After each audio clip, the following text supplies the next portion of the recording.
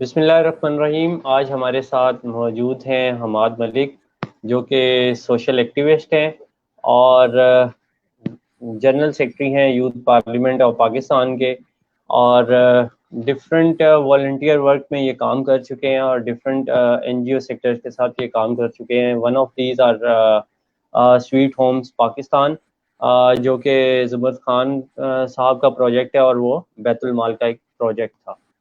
سو آج ہم ان سے بات کریں گے، ان کے بارے میں بھی جانیں گے کہ کیسے ان کو سوشل ورک کا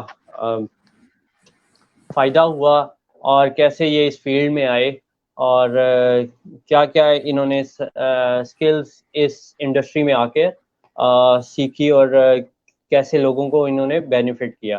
تو السلام علیکم حماد، کیا حال ہے آپ کا؟ وعلیکم السلام جی، الحمدللہ میں بالکل ٹھیک ہوں. حماد، کیا ہو رہا آج کل گھروں میں لوگ بند ہیں، تو آپ آج کل کیا سب سے کر پہلے رہے جی آپ سب کو عید مبارک. جو تمام دوست مجھے سن رہے ہیں ان سب کو عید مبارک. اور یہ عید بہت مختلف ہے، چونکہ ایک تو کورونا کی سچویشن ہے، پھر عید سے 2 دن پہلے جو ہمارے ساتھ جہاز انسیڈنٹ ہو گیا، بہت ساری شادیاں اس کے اندر ہوگی. تو یہ عید بہت مختلف ہے. لوگ کچھ ڈرے ہوئے ہیں، کچھ سہمے ہوئے ہیں، ان کو سمجھ نہیں آ رہی کہ کسی کو عید کی مبارکباد دیں یا جو ان کے چاہنے والے ان سے بچھڑ گئے ہیں ان کے اوپر ان کے ساتھ افسوس کریں. تو بس عید گھروں پہ گزر رہی ہے، سیل فون کے ساتھ، سوشل میڈیا کے اوپر مختلف لوگوں کے ساتھ، دوستوں کے ساتھ، ریلیٹیوز کے ساتھ کنیکٹڈ ہیں، ان کو عید وش کر رہے ہیں، ان کا حال چال معلوم کر رہے ہیں. اوکے. تو حماد، عید تو بالکل ہی گھروں میں گزر گئی اور زیادہ تر لوگ گلے بھی نہیں ایک دوسرے سے ملے. تو بہت ڈفرینٹ سینیریو میں ہم اس ٹائم ہیں ان پاکستان بھی، اور اس میں سوشل ورک کا بہت کام آیا کرونا وائرس کے دوران کہ جی لوگوں نے ایک دوسرے کی بہت ہیلپ کی راشن کے اندر اور ڈفرینٹ فیسلٹی کے اندر. ایون ٹائیگر فورس بنائی گئی گورنمنٹ کی طرف سے. سو آپ اس اقدام کو کیسے دیکھتے ہیں کہ لوگوں نے جو ایک دوسرے کی راشن کے ساتھ ہیلپ کی؟ سب سے پہلے دیکھیں جی، پاکستان جو ہے وہ آپ سارے جانتے ہیں کہ دنیا میں دوسرے نمبر کے اوپر آتا ہے چیریٹی کے اوپر. اور خدا نخواستہ جب بھی کوئی حادثہ آتی ہے، کوئی بھی آپ کے اوپر ڈیزاسٹر آتا ہے، تو پاکستانی عوام جو ہے وہ دل کھول کے امداد کرتی ہے ان لوگوں کی جو اس آفت سے جو ہے متاثر ہوئے ہوتے ہیں. ان کے لیے لوگ چیریٹی بھی کرتے ہیں، زکوٰۃ بھی دیتے ہیں. کرونا جب آیا تو کرونا کے ساتھ ہی ہمارا مقدس مہینہ رمضان تھا، اور آپ سب کو معلوم ہے کہ بہت سارے لوگ رمضان کے اندر چیریٹی کرتے ہیں، زکوٰۃ دیتے ہیں. نہ صرف پاکستان کے اندر بلکہ جو پاکستانی لوگ بیرون ممالک میں رہ رہے ہیں وہ بھی پاکستان زکوٰۃ بھجواتے ہیں. تو کرونا کی سچویشن کے اوپر جب لوگوں کو پتہ چلا کہ ابھی لاک ڈاؤن ہو جائے گا، بہت سارے لوگوں کے پاس کھانے کے لیے راشن نہیں ہوگا، ان کو بہت ساری مشکلات فیس کرنی پڑیں گی، لاک ڈاؤن ہو جائے گا، بہت سارے جو دیہڑی دار طبقہ ہے ان کے لیے زندگی گزارنا مشکل ہو جائے گا. چونکہ بہت سارے لوگ پاکستان کے اندر کہتے ہیں تقریباً 70 سے 75% جو آبادی ہے وہ غریب آبادی ہے، اور ان کا جو گزر بسر ہوتا ہے وہ اپنی روزمرہ کی جو اپنی دیہڑی لگاتے ہیں اس سے ان کا گزر بسر ہوتا ہے. تو جب ان لاک ڈاؤن کی وجہ سے وہ دیہڑی نہیں لگا سکیں گے، کچھ وہ کما نہیں سکیں گے، تو بریڈ اینڈ بٹر کہاں سے ارن کریں گے، ان کی فیملی کو سپورٹ کیسے کریں گے؟ تو لوگوں نے پھر اپنے ان کے اوپر کچھ اپنی زکوٰۃ اکٹھی کی. جو زکوٰۃ دیتے ہیں انہوں نے بھی زکوٰۃ اکٹھی کی. اور سب سے پتہ ہے آپ کو کہ پاکستانی عوام کے اندر جو بالخصوص نوجوان طبقہ ہے وہ ہمیشہ سے موٹیویٹڈ رہتا ہے کہ اس کام کے لیے کبھی بھی کوئی بھی ضرورت پیش آئے اس ملک کے اندر تو وہ نوجوان طبقہ اکٹھا ہو جاتا ہے، چاہتا ہے کہ ہم جو ڈلیور کریں ان لوگوں کے لیے جو لوگ اس سے متاثر ہوئے ہیں. تو نوجوان آپ کو پتہ ہے بڑی تعداد کے اندر پاکستان کے اندر موجود ہیں، کچھ کرنا چاہتے ہیں، ان کو ایک پلیٹ فارم کی ضرورت ہوتی ہے. پھر جو ڈفرینٹ آرگنائزیشنز ہوتی ہیں وہ ان کو پلیٹ فارم پرووائڈ کرتی ہیں. پھر کچھ نوجوان اپنا مل کے کوئی نہ کوئی پلیٹ فارم بنا لیتے ہیں کہ ہم لوگوں کی مدد کریں. گلی محلے میں سے، اپنے عزیز رشتہ داروں میں سے دیکھیں کہ کون سے وہ لوگ ہیں جن کو ہماری مدد کی ضرورت ہے. تو پھر ان لوگوں نے راشن بھی تقسیم کیا. پھر بہت سارے لوگوں نے راشن کے ساتھ ساتھ ان کو ماسک تقسیم کیے، کچھ نے سینیٹائزرز دیے. تو ہر ایک نے اپنا رول پلے کیا اس کے اندر. بالکل. سو اسی طرح کافی لوگوں نے ہیلپ آؤٹ کر دیا ایک دوسرے کو، اور کبھی بھی پاکستانی کہیں پہ بھی پیچھے نہیں رہے. ایون ہم نے انٹرنیشنلی بھی دیکھا ہے پاکستانیوں نے بہت زیادہ یورپین کنٹریز کے اندر بھی اور ڈفرینٹ کنٹریز کے اندر اپنی خدمات دی ہیں، اور وہاں بھی مجھے روایت برقرار رکھی ہے کہ وہ لوگوں کی ہیلپ آؤٹ کریں. ایون ہمارے جو مزدور طبقہ انہوں نے بھی اپنی طرف سے جو راشن دے سکتے تھے انہوں نے بھی وہاں ڈسٹریبیوٹ کیا. اور ہم نے ایسی کئی ویڈیوز دیکھی. تو یہ تو ہمارا مسلمان ہونے کے لیے بھی جذبہ اور پاکستانی ہونے کے ناطے بھی ایک خصوصاً بہت اچھا جذبہ ہے اور اس کو ہمیں سراہنا بھی چاہیے. تو حماد آپ ہمیں اپنی سٹوری بتائیں کہ آپ سوشل ورک میں کیسے آئے اور کس طرح آپ کی اس میں انٹری ہوگی. بیسیکلی جب میں اسٹوڈنٹ تھا اسکول ٹائم سے میرے والد صاحب بہت ایکٹیو تھے. وہ اس طرح کے چھوٹے چھوٹے کام کیا کرتے تھے. فری میڈیکل کیمپس لگانا, جو بچے اپنی بکس وغیرہ افورڈ نہیں کر سکتے, یونیفارم افورڈ نہیں کر سکتے, تو وہ ان کو پرووائڈ کرنا. انہوں نے ہیلتھ سینٹر کے نام سے ڈوکھبا راولپنڈی کے اندر ایک جگہ ہے, بہت سارے لوگ جانتے بھی ہیں اس جگہ کو, تو وہاں پہ انہوں نے ہیلتھ سینٹر کے نام سے ایک آرگنائزیشن بنائی ہوئی تھی چھوٹی سی. وہ اتنی زیادہ فیمس تو نہیں تھی, لیکن وہ یہ ہے کہ جو ہمارا نیڈی لوگ تھے اس سوسائٹی کے, ان کی ضروریات کو فلفل کرتی تھی. تو بس پھر وہاں سے تھوڑا تھوڑا شوق ہو گیا. پھر یوتھ پارلیمنٹ آف پاکستان کا جو ہے وہ ابراؤ الحق صاحب ہیں, بہت سارے لوگ جانتے ہیں ان کو, ماشاءاللہ ان کا بہت بڑا نام ہے, پاکستانی فیمس پاپ سنگر بھی ہیں. اور پھر اس کے ساتھ سہارا فار لائف ٹرسٹ جو ان کا انیشیٹو تھا, اس کے والے سے بہت سارے لوگ ان کو جانتے ہیں ایز اے فلانتھراپسٹ. تو ان کا انیشیٹو تھا یوتھ پارلیمنٹ آف پاکستان. تو پھر وہاں پہ میں نے اس کو یوتھ پارلیمنٹ آف پاکستان کو جوائن کیا as a volunteer, as a member. اس کے بعد پھر میں ممبر نیشنل یوتھ اسمبلی وہاں سے منتخب ہوا. پھر اس کے بعد ان کا منسٹر آف انفارمیشن بھی رہا, پھر نیشنل پروگرام مینیجر. تو بہت سارے ڈفرنٹ پروگرامز ہم نے وہاں سے جب کیے, اور ڈفرنٹ پروگرامز جب ہم نے پورے پاکستان کے اندر رن کیے, تو ہمیں پتہ چلا کہ پاکستان کے اندر بہت سارا نوجوان ایسے ہیں جو کچھ کرنا چاہتے ہیں, ان کو ایک پلیٹ فارم کی ضرورت ہے. پھر بہت سارے لوگ ایسے بھی ہیں جن کے پاس بنیادی سہولیات موجود نہیں ہیں, ان کی کیسے مدد کر سکتے ہیں. تو پھر وہاں سے میرے سفر کا آغاز ہوا. تو یوتھ پارلیمنٹ کا اگر ہم ذکر کریں تو سب سے پہلے پروجیکٹ تھا ہمارا ایکٹیو سٹیزنز آف پاکستان کا, جو برٹش کونسل کے ساتھ ہم نے اس کا شروعات اس کی. اور پھر اس کے بعد ہم نے 127 سوشل ایکشن پروجیکٹس پلان جو ہیں وہ ہم نے انیشیٹ کیے پورے پاکستان کے اندر, جس کے اندر چائلڈ رائٹس کا, ویمن رائٹس کا, چائلڈ لیبر کے اوپر, ہیلتھ کے اوپر, ایجوکیشن کے اوپر, کلین واٹر کے اوپر ڈفرینٹ پروجیکٹس تھے جو نوجوانوں نے اپنی اون کے اوپر اسٹارٹ کیے. چونکہ فنڈنگ تو اس کی تھی کوئی نہیں, تو نوجوان چونکہ موٹیویٹڈ تھے, تو اپنے آپ سے, وہ اپنی فیملی سے, اپنے ریلیٹیو سے, اپنے فرینڈ سے وہ اپنی فنڈنگ جنریٹ کرتے تھے, اور پھر وہ نیڈ فلفل کرتے تھے سوسائٹی کی, اس کمیونٹی کی. اس کے ساتھ ساتھ پھر جو ایجوکیشن بھی ساتھ ساتھ ہوتی رہی, پھر اپرچونیٹیز بھی ملتی رہی ساتھ ساتھ.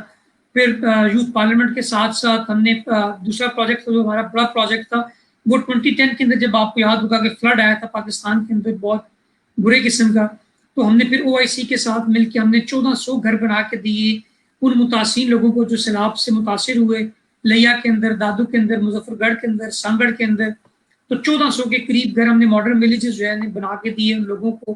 پھر اس کے بعد نو یور رائٹس کا پروجیکٹ. پھر جب 2013 کے اندر ڈیموکریسی کی لوگوں نے بات کی, تو نوجوان چونکہ پاکستان کے اندر وہ واحد کل آبادی میں سے واحد طبقہ ہے جو 6-7% آپ کو پتہ ہے کہ نوجوان ہمارے مشتمل ہے اس آبادی کے اوپر.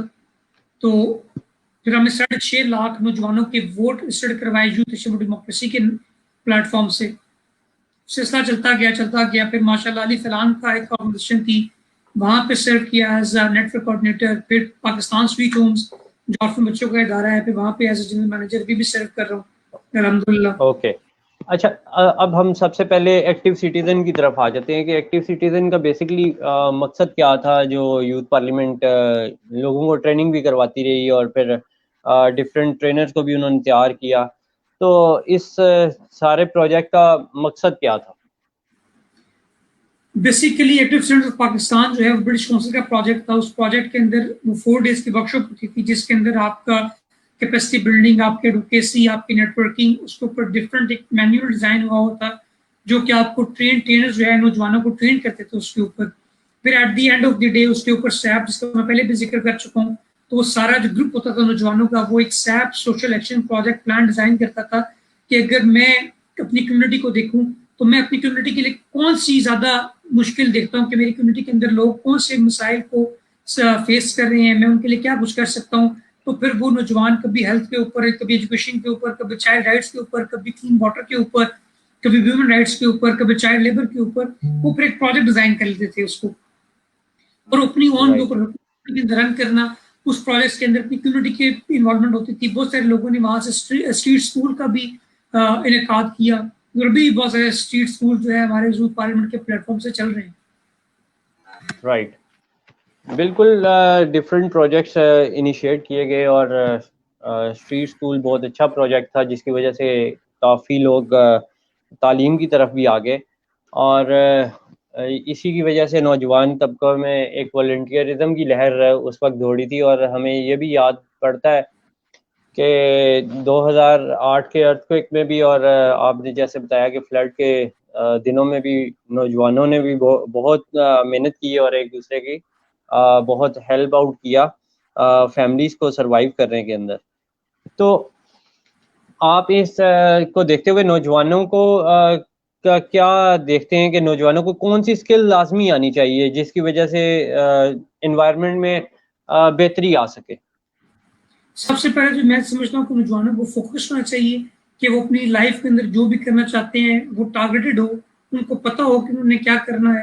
اور کیونکہ جب نوجوانوں کے ساتھ مسئلہ یہ ہے کہ بیچارے موٹیویٹڈ تو بہت زیادہ ہوتے ہیں، لیکن پراپر کوئی پلیٹ فارم ہونے کی وجہ سے، پراپر گائیڈنس نہ ہونے کی وجہ سے وہ تھوڑا سا ڈی ٹریک ہو جاتے ہیں. تو میں نوجوانوں کو یہی کہوں گا کہ سب سے پہلے آپ کچھ بھی زندگی میں کرنا چاہتے ہیں، چاہے آپ کی ایجوکیشن ہے، کوئی جاب ہے، کوئی بزنس ہے، تو سب سے پہلے اپنے آپ کو ٹارگیٹ اورینٹڈ بنائیں اور اپنا ٹارگیٹ ایک فکس کر لیں جو آپ نے زندگی کے اندر اچیو کرنا ہے. اس کے بعد کوئی بھی کام آپ کے لیے مشکل نہیں ہوگا. پھر اسی جب آپ اپنے ٹریک کے اوپر رہیں گے تو اس کے ساتھ ساتھ آپ کو گائیڈ لائن بھی ملتی رہے گی. جو ڈفرینٹ ایکسپرٹ ہیں ان کو اوپینین بھی آپ کو ملتا رہے گا اور آپ اپنا ٹارگیٹ ایزیلی اور آن ٹائم اچیو بھی کر لیں گے. رائٹ. سو فوکس جو ہے بہت لازمی ہے. تو اس کے بعد لائک جیسے آپ نے کہا کہ کوئی پلیٹ فارم نہیں ہوتا، تو پلیٹ فارم خود بنا لینا بہتر ہے یا مطلب کسی پلیٹ فارم کے ساتھ اٹیچ ہو جانا وہ زیادہ بہتر ہے؟ کیونکہ ہمارے ہاں زیادہ تر لوگ سمجھتے ہیں کہ ہم اپنا پلیٹ فارم بنا لیں تو وہ زیادہ بہتر ہے. دیکھیں، بہتری کا کام کسی بھی طریقے سے ہو سکتا ہے. اگر اپنا پلیٹ فارم آپ بنانے کی آپ کے اندر کیپیسٹی ہے، اتنی اسٹرینتھ آپ کے پاس ہے والنٹیئرس کی، اپنے دوستوں کی، کیا اپنا پلیٹ فارم بنا سکتے ہیں، پھر تو ضرور بنانا چاہیے. لیکن اگر آپ کو لگتا ہے کہ آپ کچھ کرنا چاہتے ہیں لیکن آپ کے پاس کوئی اسٹرینتھ نہیں ہے، وہ اگر آپ کے پاس ابھی نالج نہیں ہے، وہ اویئرنیس نہیں ہے کہ آپ لوگوں کی مدد کیسے کر سکتے ہیں، کون کون سی چیزیں اگر آپ ان کا خیال رکھیں گے تو آپ جلدی اپنا ٹارگیٹ جو ہے وہ ٹارگیٹ آڈینس تک پہنچ جائیں گے. پھر کسی پلیٹ فارم کو جوائن کر لینا بھی کوئی بری بات نہیں ہے. ہو سکتا ہے جو آپ کا نظریہ کسی اور کے نظریے کے ساتھ ملتا ہو، تو 1 اور 1 11 ہوتے ہیں. تو جو آپ لوگ اکٹھے ہوتے جائیں گے تو آپ بڑا پرفارم کر سکتے ہیں. بجائے اپنی ڈیڈ اینڈ کی مسجد بنا کے اگر آپ نے علیحدہ سے پرفارم کرنا ہے تو کسی کے ساتھ مل جائے تاکہ بڑے لیول کے اوپر آپ پرفارم کر سکیں. رائٹ. سو اس کے بعد ہم آپ سے پوچھنا چاہیں گے، آپ جیسا کہ ابھی سویٹ ہومز کے لیے بھی کام کر رہے ہیں، سو سویٹ ہوم میں کیا ہوتا ہے، لوگوں کو تھوڑا بتائیں جن لوگوں کو نہیں پتا تاکہ ان تک یہ انفارمیشن پہنچ سکے کہ سویٹ ہوم ہے کیا. بیسیکلی جیسے میں نے پہلے بات کی ہے کہ 2010 میں فلڈ آیا تھا، تو 2010 کے فلڈ سے بالکل پہلے 2009 کے اندر جب پاکستان آرمی سوات کے اندر آپریشن کر رہی تھی، تو اس آپریشن کے دوران بہت سارے آئی ڈی پیز آئے تھے جلسائی کیمپ کے اندر.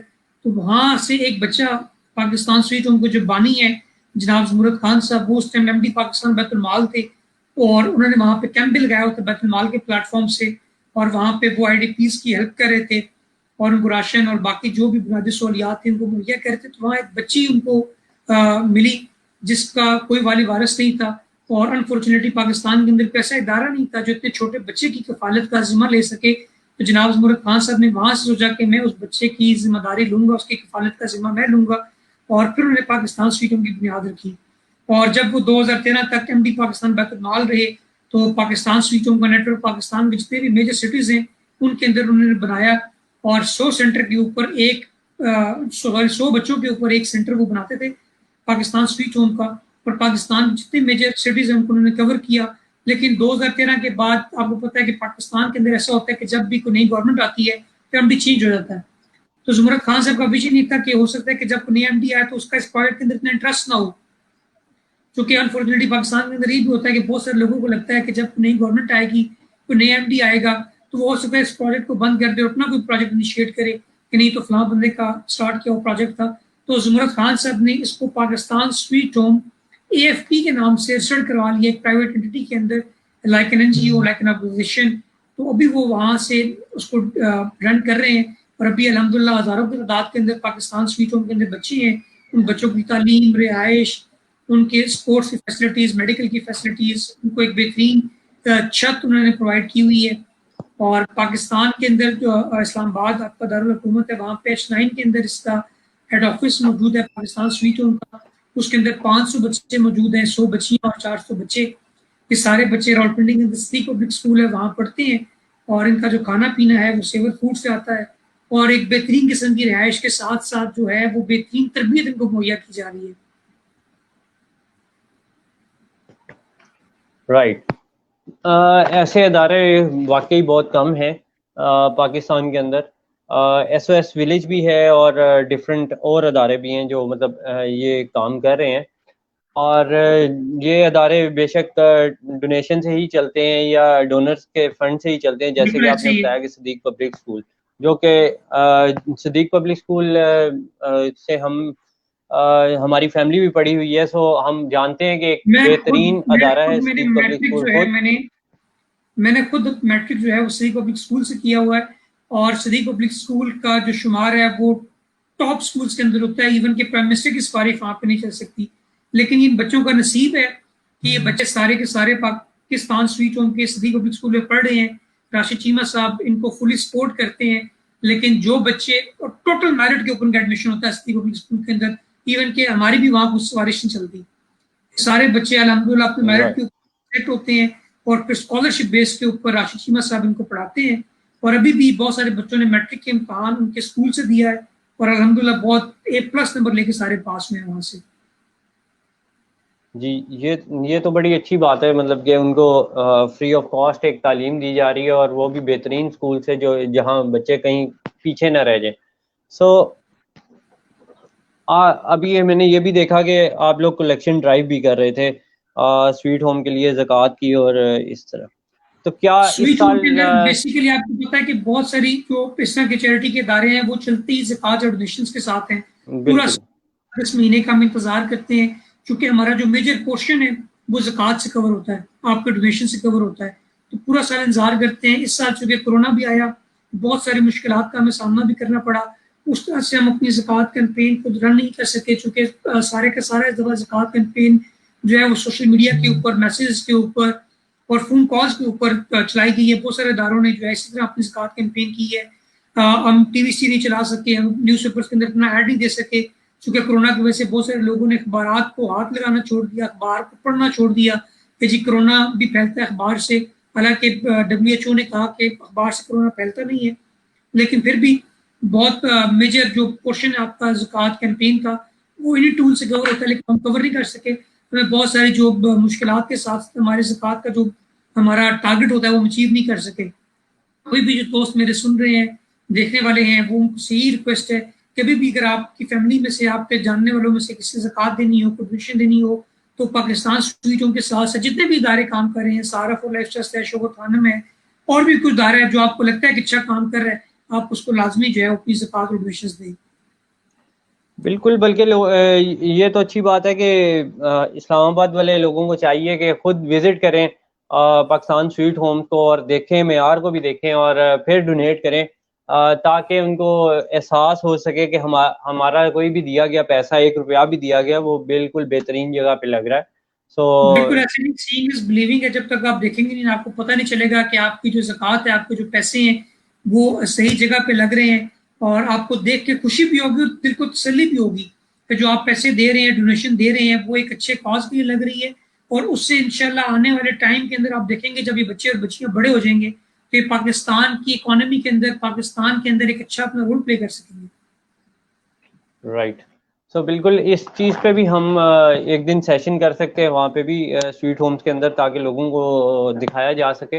ایک بار یہ کرونا ختم ہو جائے تو انشاءاللہ ہم اس چیز پہ جلد ختم ہوگا, اور آپ بالکل سیشن وہاں پہ رکھیں ہمارے بچوں کے ساتھ, بچیوں کے ساتھ. ماشاءاللہ سارے بہت کانفیڈنٹ ہیں اور بڑے ملٹی ٹیلنٹڈ بچے ہیں سارے, سنگنگ کے حوالے سے, نعت کمپٹیشنز کے حوالے سے, تلاوت کے حوالے سے, اسپورٹس کے حوالے سے, اپنے جنرل نالج کے حوالے سے. تو آپ بلکہ وہاں پہ آئیں اور بہت سارے اور بھی اسکول کالجز کو انوائٹ کریں تاکہ وہاں پہ کمپٹیشن ہم رکھ سکیں سارے بچوں کا. رائٹ. بالکل اس طرح کرنا پڑے گا, اور ہم ڈھونڈیں گے جو ادھر کے ستارے ہیں ان کو کیسے روشناس کیا جا سکے, دنیا کو کیسے دکھایا جا سکے. اس میں ضرور ہم اپنا حصہ اور اپنا کردار ادا کرنے کی کوشش کریں گے. اور آپ آپ بتائیں کہ آپ کی پرسنل لائف کیسے گزرتی ہے، مطلب کون سی ایسی ہیلدی ایکٹیویٹیز کرتے ہیں کہ آپ بہت فٹ ہیں اور اپنے آپ کو آپ نے مینٹین کیا ہوا ہے؟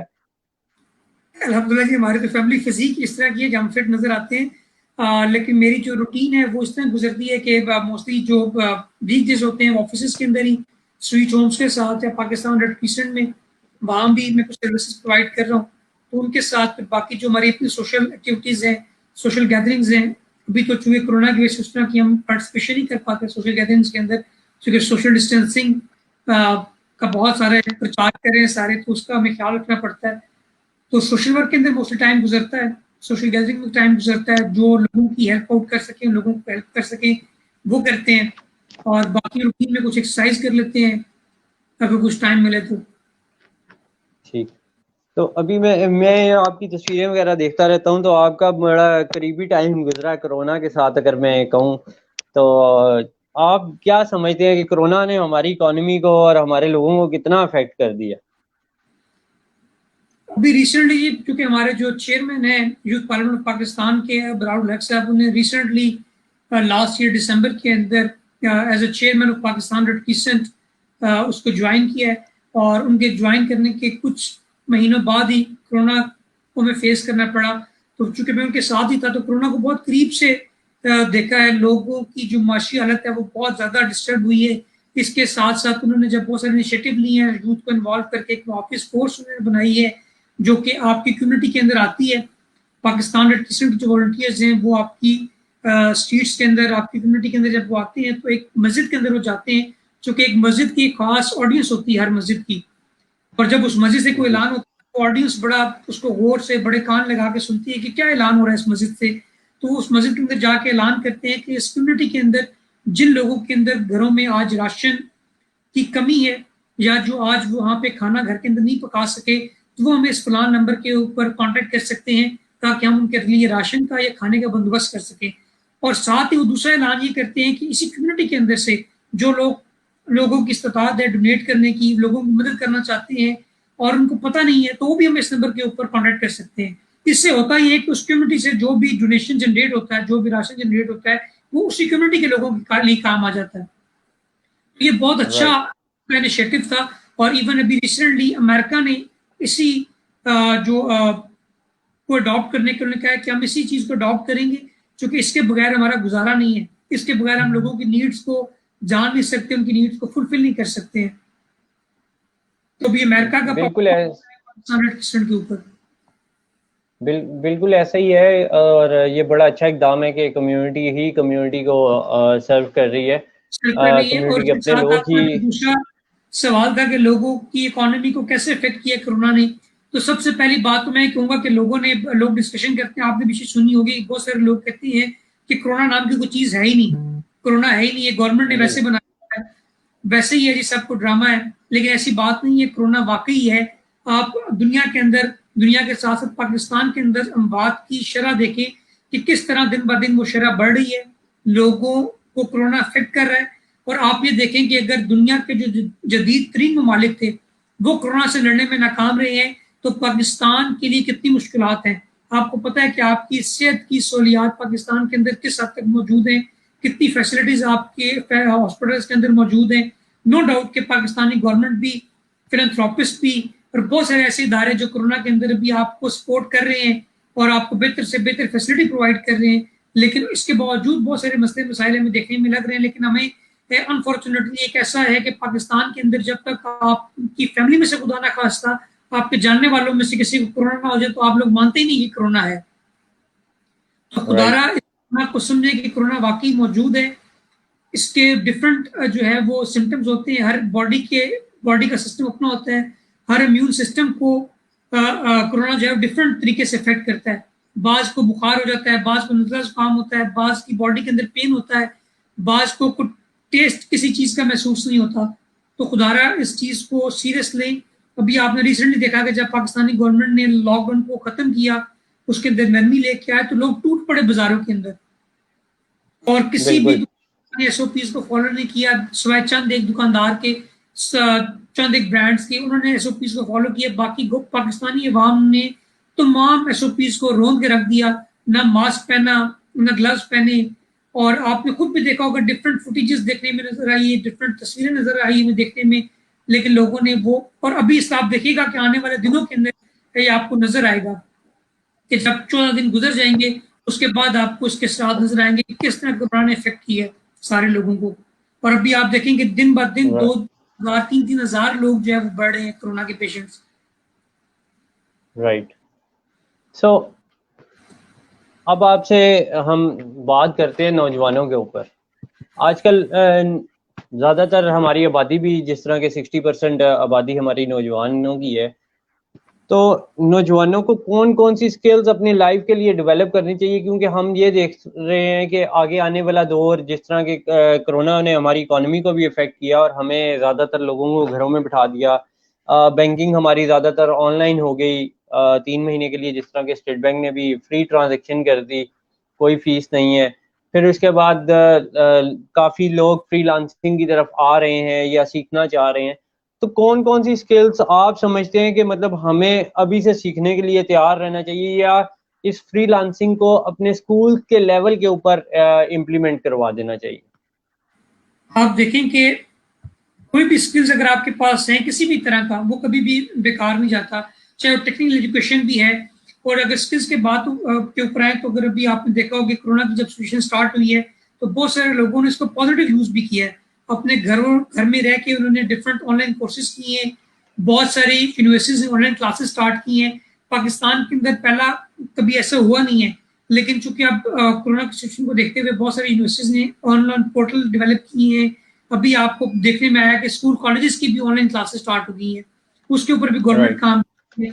تو نوجوانوں کو چاہیے کہ فری لانسنگ کی طرف اگر آئیں تو بہت سارے, جیسا بھی آپ کا یوتھ ٹائم اس کو پورے میں دیکھتا رہتا ہوں کہ آپ ڈفرینٹ ٹیوٹوریلز جو ہے وہ نوجوانوں کے لیے لوگو ڈیزائننگ کے اوپر, ویب ڈیزائننگ کے اوپر, اور پھر کنٹینٹ رائٹنگ کے اوپر, فوٹوگرافی کے اوپر, اور ویڈیو میکنگ کے اوپر, ویڈیو ایڈیٹنگ کے اوپر آپ بھی ٹیوٹوریلز اپنے لگاتے رہتے ہیں. اس طرح کے اور بہت سارے ایسے ادارے ہیں جو اپنے ٹیوٹوریلز کو یوٹیوب کے اوپر اور فیس بک کے اوپر وہاں پہ آن لائن سیشنز دیتے ہیں, آن لائن کلاسز دیتے ہیں.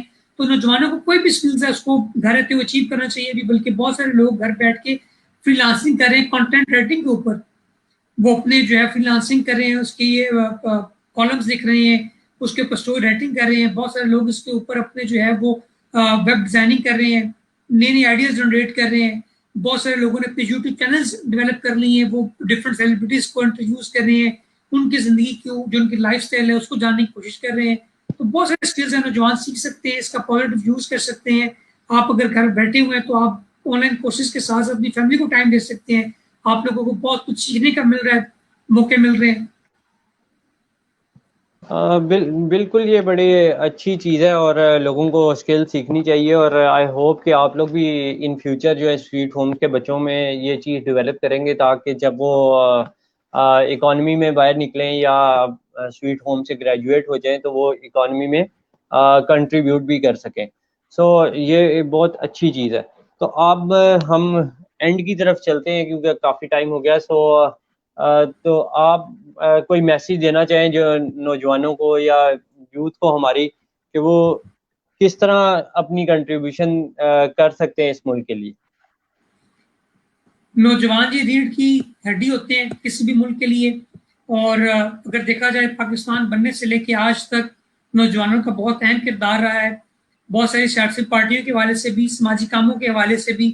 میں نوجوانوں کو یہی کہوں گا کہ اپنا حصے کی شمع جلائیں, اور سب سے پہلے تو میں سے پہلے ہی بات کی کہ اپنے آپ کو فوکس رکھیں تعلیم کے حوالے سے, اپنے بزنس کے حوالے سے, زندگی کے اندر کچھ بھی کرنا چاہتے ہیں فوکس رہ کے کام کریں. اور سب سے پہلے ضروری ہے کہ اپنا استاد بنا لیں کسی نہ کسی کو, اور اپنے اس استاد سے گائیڈ لائن لیں, اس کی بات کو سنیں, اس کی بات کو آگے پھیلائیں, اور اچھی بات سن کے اچھی بات کو آگے پھیلائیں. بہت ساری جو نیگیٹو چیزیں ہوتی ہیں ان کو پھیلانے سے جو ہے وہ گریز کریں. جب تک آپ کے پاس کوئی انفارمیشن آپ کو نہ لگے کہ اتھینٹک ہے اور یہ بالکل ٹھیک انفارمیشن آپ آگے شیئر کریں, پھر ہی شیئر کریں. اور اس کے ساتھ میں آخر میں کوئی نظم ہے کہ سر جلائیں گے روشنی ہوگی, اس اجالے میں فیصلے ہوں گے. سر جلائیں گے روشنی ہوگی, اس اجالے میں فیصلے ہوں گے. روشنائی بھی خون کی ہوگی, اور وہ فاقہ کش قلم جس میں جتنی چیخوں کی داستانیں ہیں ان کو لکھنے کی آرزو ہوگی.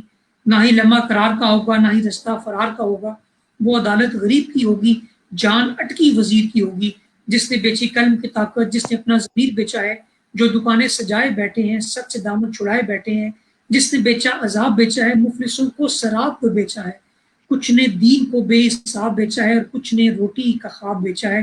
کیا کہیں کہ کس طرح اس قوم نے خود کو بار بار بیچا ہے، کیا کہیں کہ کس طرح اس قوم نے خود کو بار بار بیچا ہے۔ فیض اور اقبال کا پڑوسی ہوں، ایک طرف میرے خون میں بھی ہے، آنکھ میں سلسلہ ہے خوابوں کا، ایک مہک میرے 400 بھی ہے۔ بیٹھ رہنے سے کچھ نہیں ہوگا، جھوپڑی کے نصیب بدلیں گے پھر کہیں انقلاب آئے گا۔ بیٹھ رہنے سے کچھ نہیں ہوگا، پھر کہیں انقلاب آئے گا۔ تو آخر میں صرف اتنا ہی کہوں گا کہ اپنے حصے کی شمع جلائیں، جہاں آپ کو لگے کہ آپ کسی کی مدد کر سکتے ہیں تو اس کی مدد ضرور کریں۔ بالکل جی، آپ کے نقشے قدم پہ چلنا چاہیے اور لوگوں کو فالو کرنا چاہیے اور سوشلی لوگوں کو ہیلپ آؤٹ کرنا چاہیے ہر طرح سے۔ اور ایون میں نے بھی یوتھ پارلیمنٹ سے یہی سیکھا کہ لوگوں کے ساتھ ہیلپ آؤٹ کرنی چاہیے اور لوگوں کو سپورٹ کرنا چاہیے۔ اور مجھے بھی یہ یاد آتا ہے کہ جب فلڈ آیا تھا یا زلزلہ آیا تھا تو میں بھی ان کاموں میں شامل تھا، اور ایون اسی طرح میں بھی بھیک مانگ رہا تھا جس طرح لوگ سڑکوں پہ بھیک مانگتے ہیں، اور میرا مقصد یہی تھا کہ لوگوں کی ہیلپ کی جائے۔ اور مجھے آج بھی یاد ہے کہ لوگ اپنے بائک سے واپس اتر کے آتے تھے اور چندہ دے کے جاتے تھے کہ جی آپ ضرور ہیلپ کریں۔ بہت سارے لوگ جو ہے وہ ڈونیشن مانگنے میں یا کسی دوسرے کے لیے مانگنے میں آپ کو بتاؤں کہ زندگی کا سب سے آسان ترین کام کیا ہے؟ زندگی کا سب سے آسان ترین کام ہے کسی دوسرے کے لیے مانگنا، اور زندگی کا سب سے مشکل ترین کام ہے اپنی ذات کے لیے مانگنا۔ جب آپ اپنی ذات کے لیے مانگتے ہیں نا کسی سے، تو آپ کا کانفیڈینس لیول بھی اور آپ کی وہ عزت نفس بھی بڑی برے طریقے سے مجروح ہوتی ہے۔ لیکن جب آپ کسی دوسرے کے لیے مانگتے ہیں تو آپ فخر سے مانگ سکتے ہیں کہ یار میں فلاں کے لیے مانگ رہا ہوں، فلاں بچے کے لیے، فلاں بچے کے لیے، فلاں ادارے کے لیے، فلاں کام کے لیے میں مانگ رہا ہوں، تو آپ برائے مہربانی میری مدد کریں تاکہ میں اس کام کو بہتر انداز میں کر سکوں۔ تو زندگی کا سب سے آسان کام جو ہے کسی دوسرے کے لیے مانگنا ہے۔ بالکل، شکریہ حماد آج کے لیے، پھر انشاءاللہ کسی اور ٹاپک پہ آپ سے بات کریں گے۔ اور انشاءاللہ مجھے بہت اچھا لگا آپ کو جوائن کر کے، اور جو بہت سارے لوگ ہمیں سن رہے ہیں ان سے بھی میری یہ گزارش ہے کہ اپنے حصے کی شمع جلائیں، اس مشکل وقت میں ان لوگوں کو نہ بھولیں، خاص طور پہ بالخصوص سب سے پہلے اپنے عزیز رشتہ داروں کے اندر دیکھیں کہ اگر ان کے اوپر کوئی مشکل وقت ہے یا مشکل ٹائم ہے تو ان کا ضرور ساتھ دیں۔ بے شک۔ So thank you very much Hammad, بہت شکریہ جی، تھینک یو سو مچ۔ اللہ حافظ۔ اللہ حافظ، پاکستان زندہ باد، تھینک یو۔